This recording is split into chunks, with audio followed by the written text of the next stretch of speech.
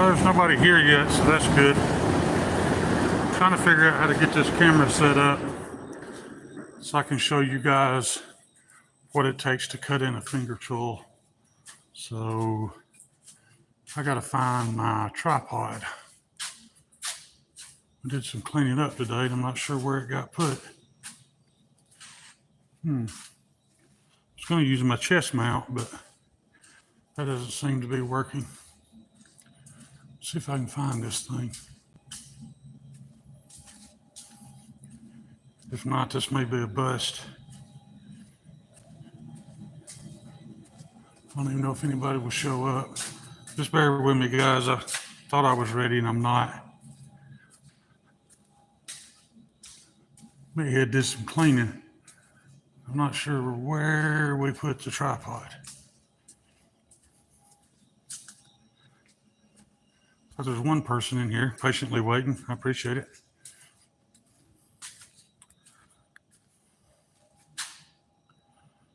I mean, it's 4 foot tall. It shouldn't be hard to see. What's up, Joe? Cheeto. I'm currently searching for my tripod. I don't know where the hell it went. I was going to do this on a chest rig, but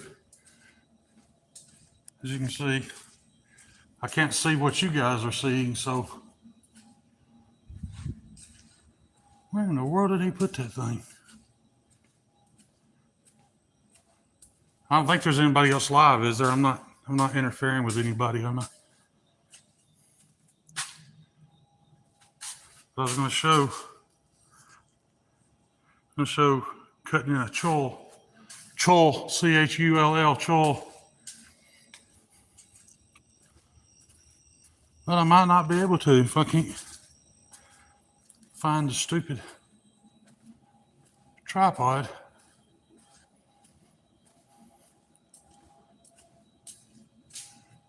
You might not have even known it was mine. I don't know where he might have put it.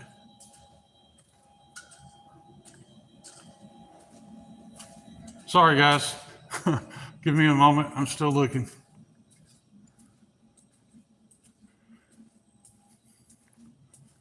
I don't know any other way of setting this camera up to show that.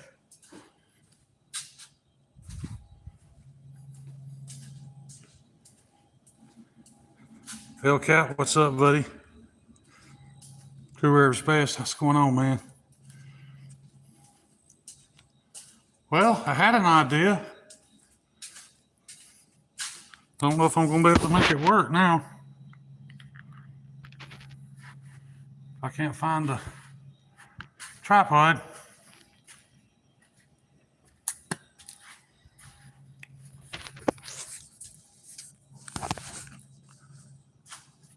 It was sitting right here when I left last night.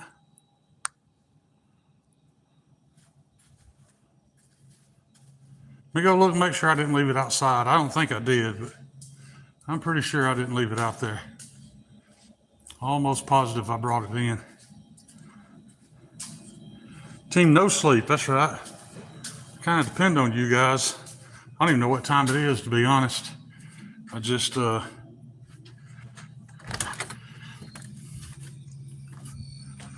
work when I'm awake. And I seem to be awake at night more often than not. The only thing that scares me about that, there's nobody here to interfere or get me off, off what I'm doing. However, every aspect of knife making is kind of dangerous. And it does scare me a little bit that, the cutting wheel comes apart and sticks in my forehead, knocks me unconscious. There's nobody here to know. Nobody here to help me.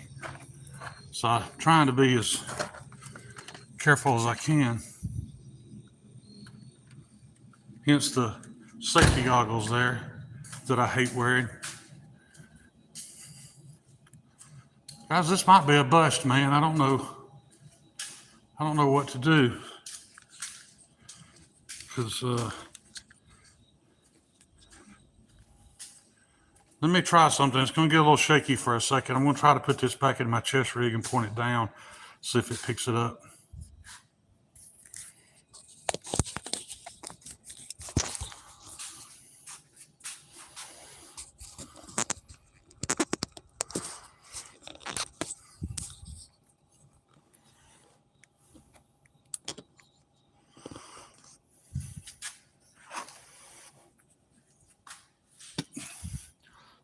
Well, so as you can see here, I draw my little semicircle in, and since I don't have a small grinder attachment, I have to cut it in with a 4.5-inch grinder.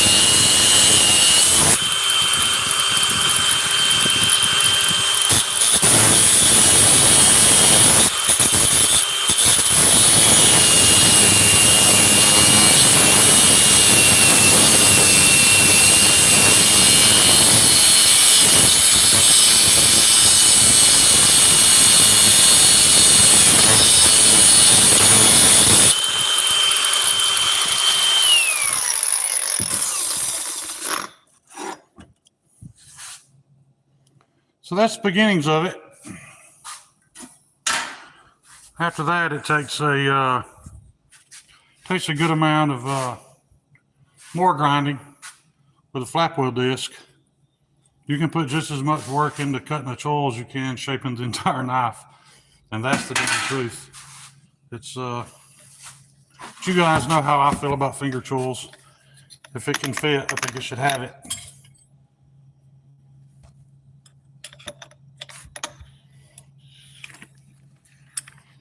I apologize about the odd angles and the bad camera work. There's only so much you can do doing this kind of work.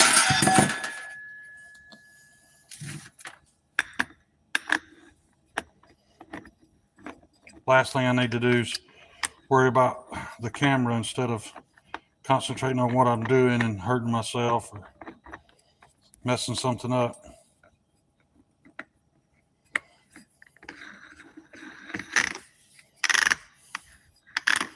Cheeto, if you're still in here, your handle material still hadn't come in, man.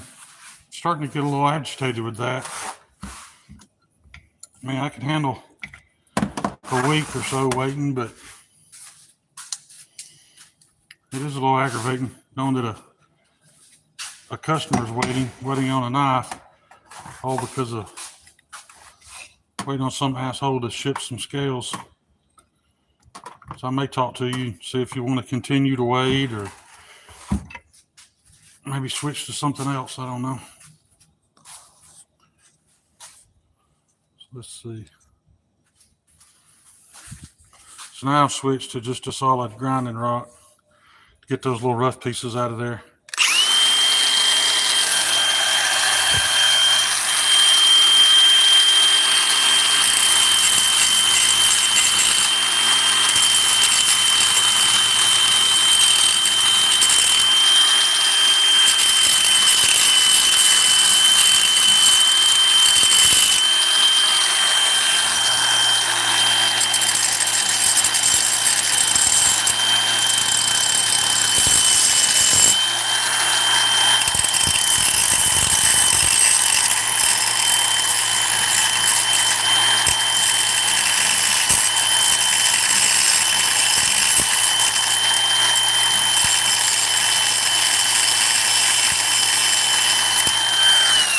I don't do much removing with that. I just try to knock those hard edges off, because if you don't, it will eat through a flat disc right quick in a hurry. So I just kind of smooth that up a little bit. Sorry about the mess you see here. I got knives with scales drying, and that's one thing I've learned, man. You gotta have knives at different stages of being done. If you can't do the same thing with all knives at the same time. So I very quickly learned to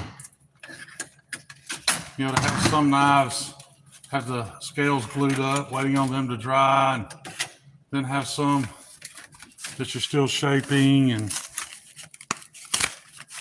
sorry about this shaky ass camera work, guys. And I just realized I'm running out of flap wheel discs, so there's that. There's more money to be spent.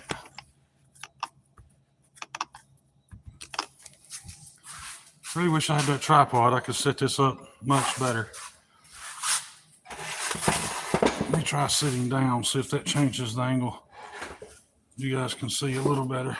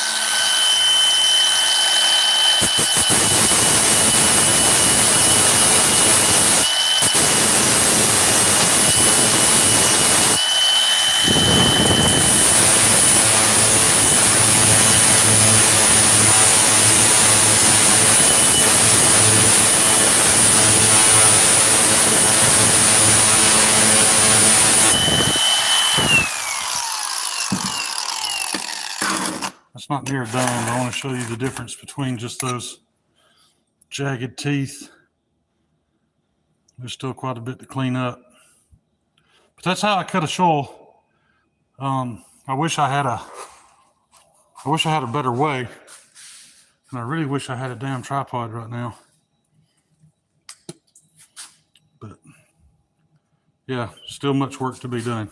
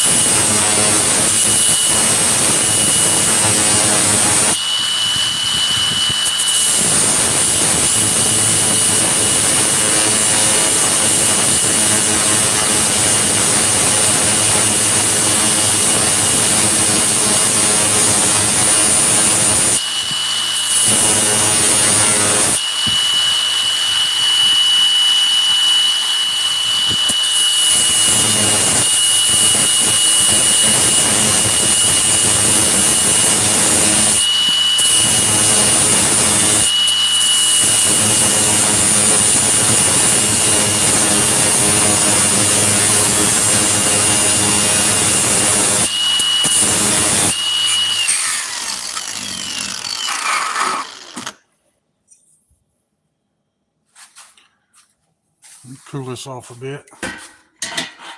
I know it's not completely cleaned up. That can be done on belt later, but I just want to make sure.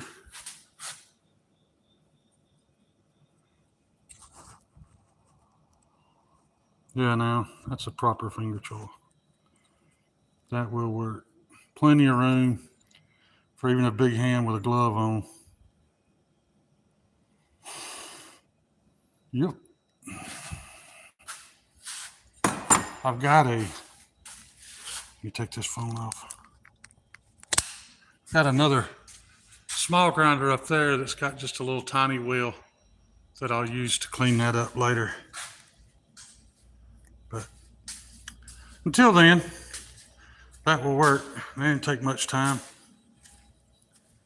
But just a dangerous part of the job just because of the making all those dissections with that cutting wheel.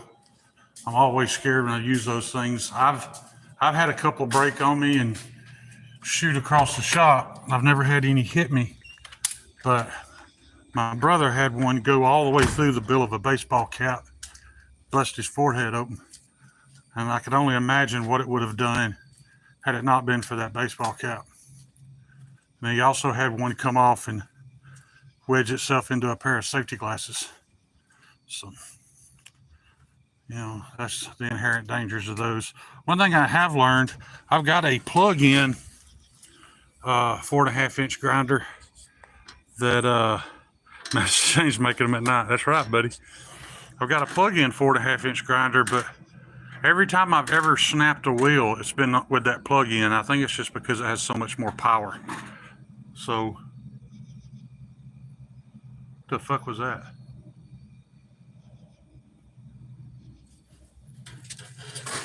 So I use that battery power one. Sorry about that. I had a phone call. There's something out here. Sound like something kicked a 5-gallon bucket.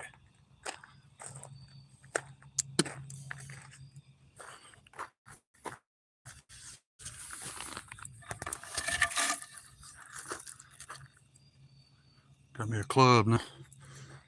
I don't know what that was, but it was loud. I mean, it sounded just like a grown man drew back and kicked the shit out of a 5-gallon bucket. And there ain't nobody supposed to be here. I mean, I'm sure it's an animal, but I don't know what animal would make that much noise.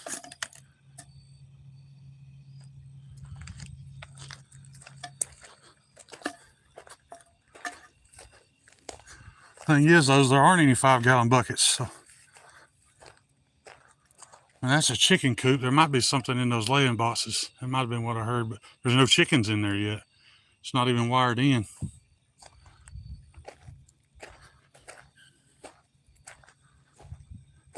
I know there was a cat out here last night. I fed it. That's definitely sounded different. Whatever it was, sounded like it was too heavy to be a common house cat. And I am out in the middle of nowhere, guys. I say that. We're on the outskirts of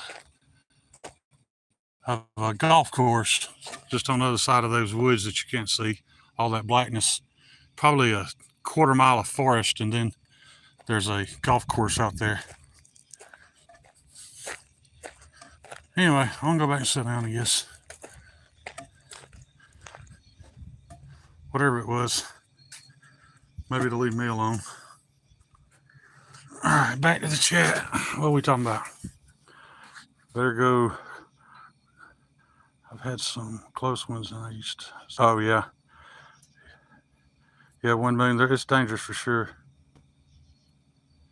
That dry rotted board is sure threatening. That's actually a piece of hardwood, man. It's not rotten, but the problem is, when I picked it up, it's a little too big around for me to get a grip on.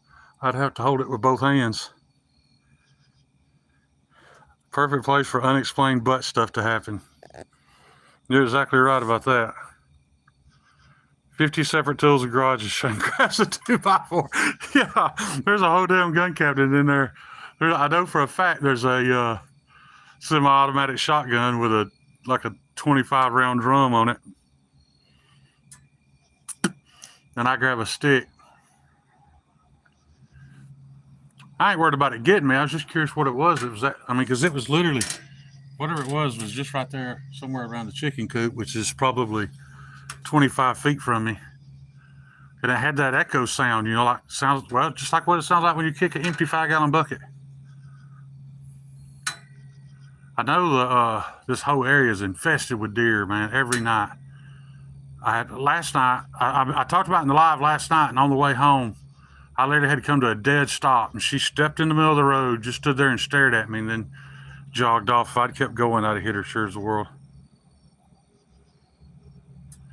And I don't live here, Cole. Nobody lives here. This is just a big, I don't know if I can catch it all in here. I don't know the measurements, but this is a big ass shop my best friend built. And just out in front of me right there, he was going to build a big house. The plan was he built the shop. They were going to build a temporary apartment onto the side of it, sell their house, use that money to build a house here. But I think I've already told this story, but their daughter's like a softball phenom and has been invited to travel ball.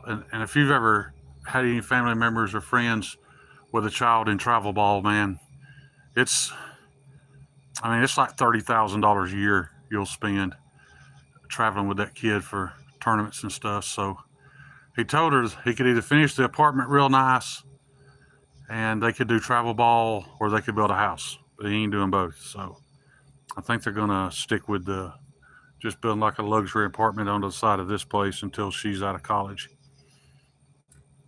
There's nothing wrong with that. It's every man's dream, you know, have a house right there where his shop is. If it's up to Meathead, he'd have just put a bed right here in the shop and put a shower in. But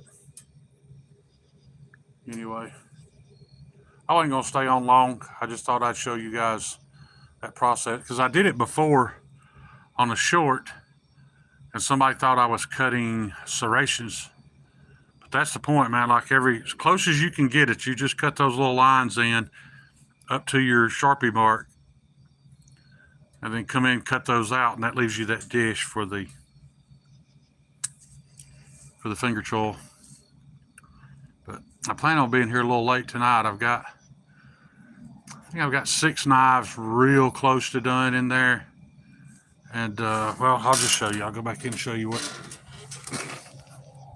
I've had a bunch of blanks shaped, already hardened, ready to make into knives. Like I said, I'm trying to learn to stage things. So I want to get this batch that's not heat treated shaped and sent off to heat treat. So while I'm waiting on them, I'll still have some left to grind bevels and install handles and all that good stuff. So I'll show you what I've got right now. I say a lot of them, I'd have to look, but a good bit of these are sold.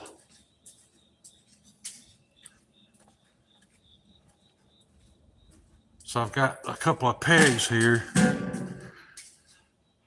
And this peg is knives that have bevels ground. So there's 1, 2, 3, 4, 5 knives. These are awaiting cleanup and scales. These are all awaiting bevels. So these are ground, these are not. And then I've got these 3 right here that are finished. This one sold to my buddy Herman local. This one is sold to Mr. Beast Blades. He purchased it tonight. This one's still available. I've got several orders, but I put this one together tonight. It's not finished. It's the only one I've got shaped like this, a little stone washed Warncliffe in Nitro V.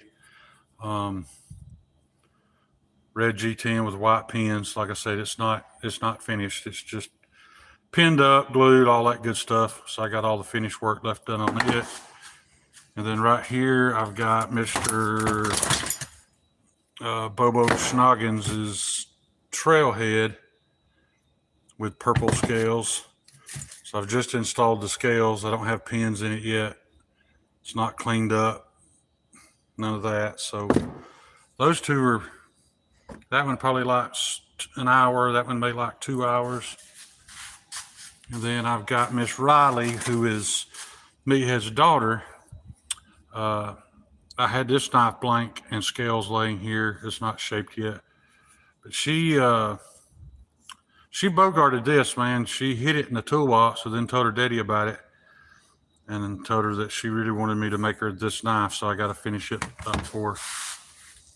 And last night I talked about some neon green scale material I had that I didn't really like because you could see light through it. So what I decided to do, hang on, sorry about the shaky camera, guys.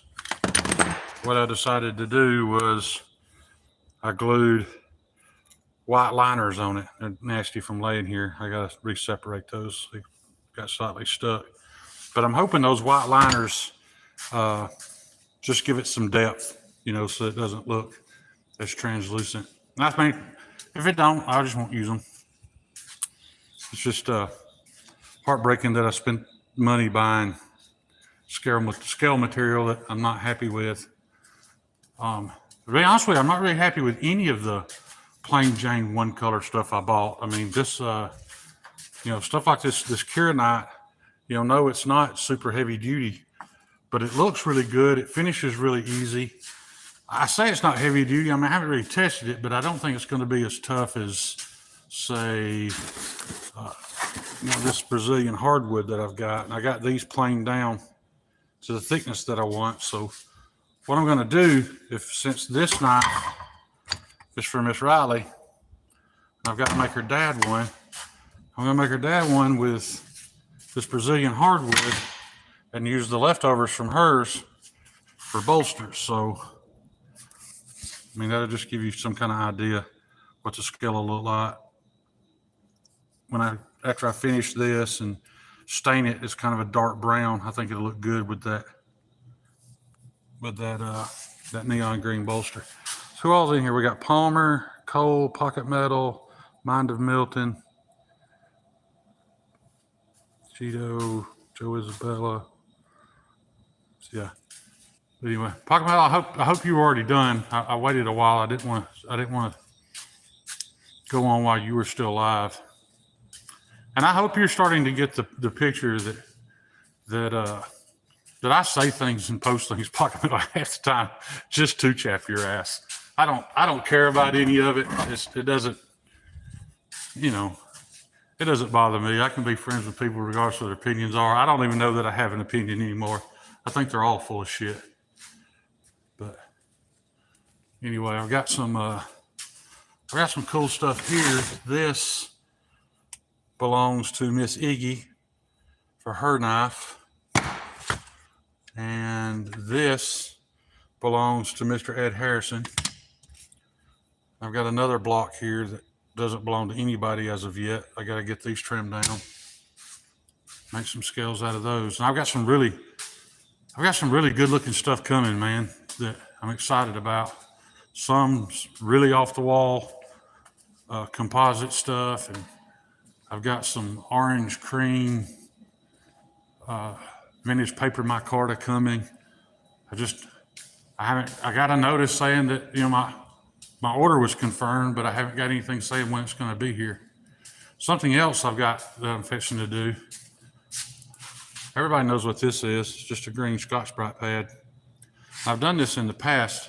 I can find one video on YouTube about it, and the guy uses it just for a bolster. But you take this, you cut it to fit in a silicone tray, or this little silicone mold that I have, and you slowly pour clear epoxy in it. Not clear, I'm sorry. Epoxy with black mica powder in until it completely covers this. You don't mash it. You just leave it under no pressure and let it harden.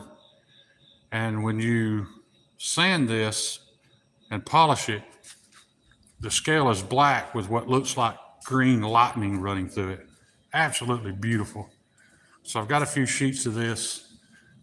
I didn't bring my epoxy with me. I bought a gallon, and it'll take I don't know, man, maybe 4 ounces to do a set of scales. So I've got a bunch of that. And the great thing about that Scotch-Brite micarta is that you can do multiple colors. You know, they've got gray, they've got green, they've got red, and I have 38 different colors of mica powder. So I can make the epoxy whatever color I want it, and then have red, green, blue, and gray Scotch-Brite inside it to give it that texture. It also makes it very, very tough, because you've got all those fibers running through it, holding all that together. But like I said, it kind of looks like lightning running through there. If you go on YouTube and you type in Scotch-Brite micarta, you'll find that I've seen one video that's either 5 or 7 years old, and he just uses it. He had a expensive piece of maple burl that wasn't long enough for the knife handles he was going to make. So he uses that Scotch-Brite micarta as a bolster, and I may use it the same way. I don't know. I'm probably gonna make at least one set of scales that are solid like that. It might be a little too. I need to cut you some walnut maple burl, man. Hey, I'll take it, but and I'll pay you for it, because I paid for what I do have. I've only got one piece, and it belongs to Scotch and Things.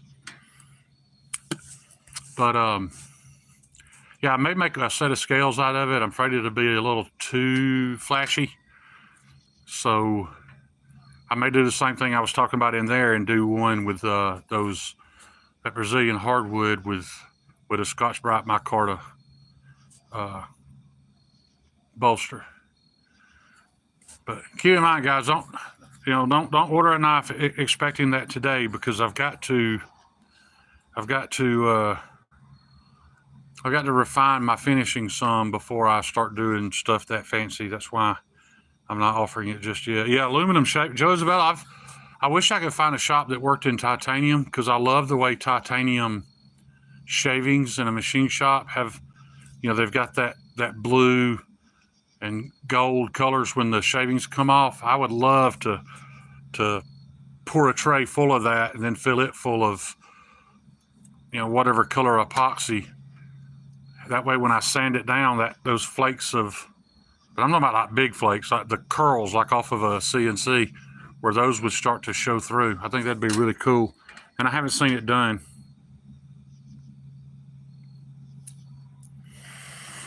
Not saying it hasn't been done, but I haven't seen it, so kind of anxious to do that. But I eventually get back in here, guys. If I had my tripod, I'd run longer, but I just can't. I was already putting my body in strange positions to grind while filming because of this chest rig. If I can find my tripod, I'll come back on, but I don't have a lot of confidence. I look pretty good, but you know how it goes. Sometimes you get off camera and you don't have something else on your mind, you'll find it. So if I can find the tripod, I'll come back, but if not, I just can't work good with it on my chest rig like this. This is really just meant for walking around filming stuff. But yeah, appreciate you guys stopping by, and sure it's not the first time you've been in. Yeah, I imagine most of the titanium is straight up recycled for, yeah, I'm sure it is. But I've got a lot of friends in the machine shop businesses around here, so I'm sure I could get one to give me, a couple handfuls. So anyway, I'll see you guys, man. Y'all have a good night. If I can figure out how to end this, because I don't know. Huh. Yeah. I do not. Oh, there it is.